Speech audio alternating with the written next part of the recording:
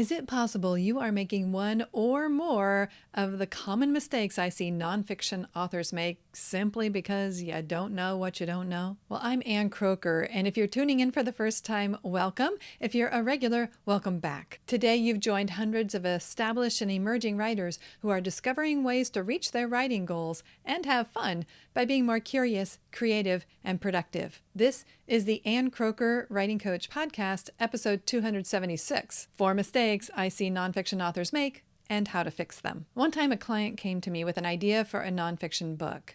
She thought she would just write the manuscript and send it off to the publishing house. What she didn't realize is she was working a few steps ahead. Thankfully, she came to me early enough in the process that we were able to discuss the steps that she needed to take to pursue traditional publishing. This allowed her to sidestep a lot of the mistakes that would have slowed her down. Even though she didn't need to write the entire manuscript before taking her next steps, her instinct to do so was to be commended. After all, how is she supposed to know about the ins and outs of publishing if she's never been in it? Let's explore and learn how to avoid these common mistakes that nonfiction authors make when they are starting to write their very first book. Mistake number 1, writing without a plan. A common mistake, and perhaps the most common mistake I see writers make, is setting off to write their book without a plan. In doing so, they're trying to write their book without any kind of plan or structure. Often within the first couple of chapters, they realize the magnitude of this project and what they've gotten themselves into.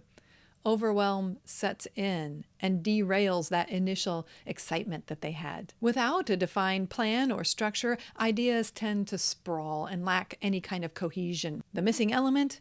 A book proposal. It's a necessary business document used in traditional publishing. But for you and I, it serves as a plan to make your nonfiction book a reality. In a book proposal, writers define a clear thesis and then outline the central argument that's going to be supported throughout the book. Writers outline the book chapter by chapter, creating a framework that ensures they're crafting a message they want to share with their reader. A book proposal also includes key elements that force you to think through details such as the book's purpose, its special features, and its ideal reader. All of these add to your plan and guide your research and writing. So writing without a plan is the first big mistake.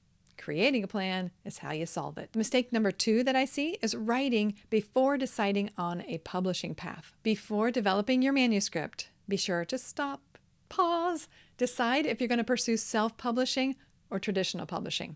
If you know you want to go the traditional path, you will need that book proposal, which comes with sample chapters, typically about 3 for a first-time author. These chapters serve as prototypes, guiding the content and flow for the rest of the book. While not all of the subsequent chapters need to mirror the initial ones you turn in with your book proposal, they still set the foundation. If self-publishing is your goal, you will need to write the entire manuscript, but that doesn't mean that you shouldn't create a book proposal. Self-published authors often find it useful to move through all the different elements of the book proposal. When you know things like the categories that your book is going to fall into, is going to really help you when you set up your book in, for example, Amazon KDP.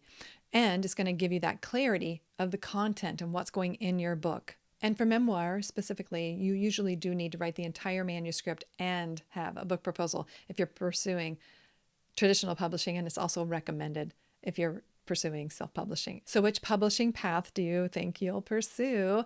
Try to lock that in before you start writing your book, and then you will avoid mistake number 2. Mistake number 3 is overthinking your book and then not writing anything at all. Overthinking a book to the point of paralysis is another huge problem I see with writers. Some writers fear that they're not going to be able to put everything they want to say in their book, and then other writers fear that their work has already been said by somebody else and there's no reason to write their book. Either situation can shut a writer down before they even begin. If you find yourself there, go back to that first mistake and solution and craft yourself a plan.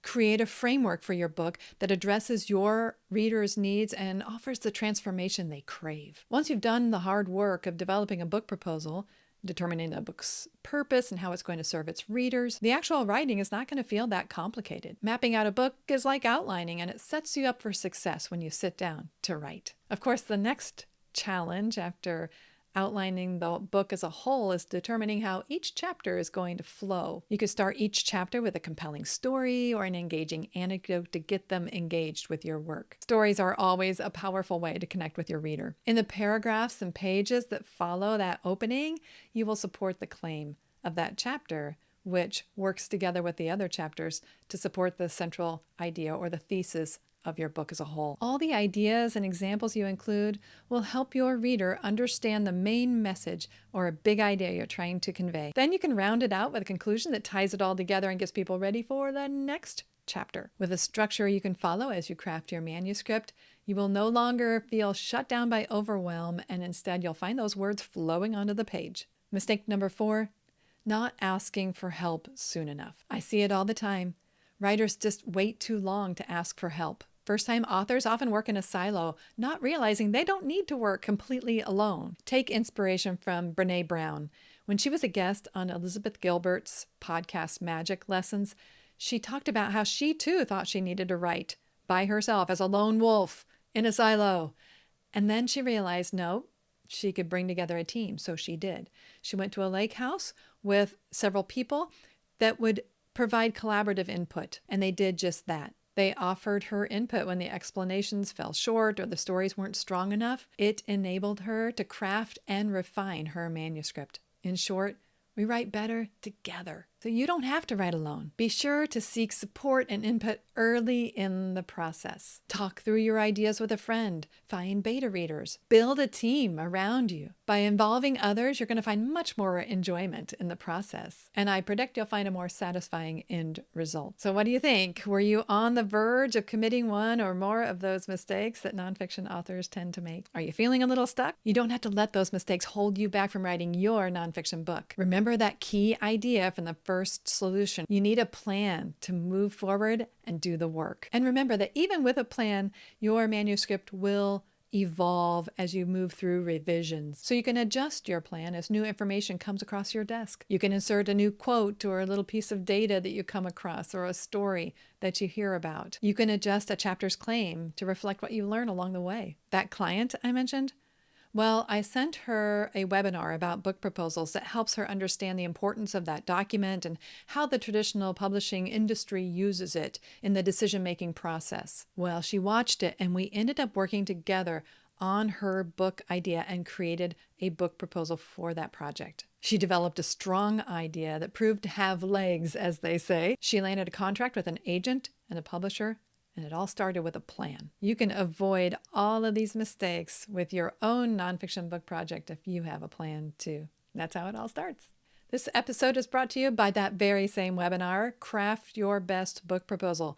You can grab it yourself for free at anncroker.com/bestbookproposal. That's anncroker.com/bestbookproposal. And I'm Ann Croker, cheering you on as a writing coach in your ear, everywhere we may meet. At my website, here on this podcast, in your inbox, even in person. I'm always looking for ideas to share with you that will help you achieve your goals and have fun by being more curious, creative, and productive. Thanks for being here.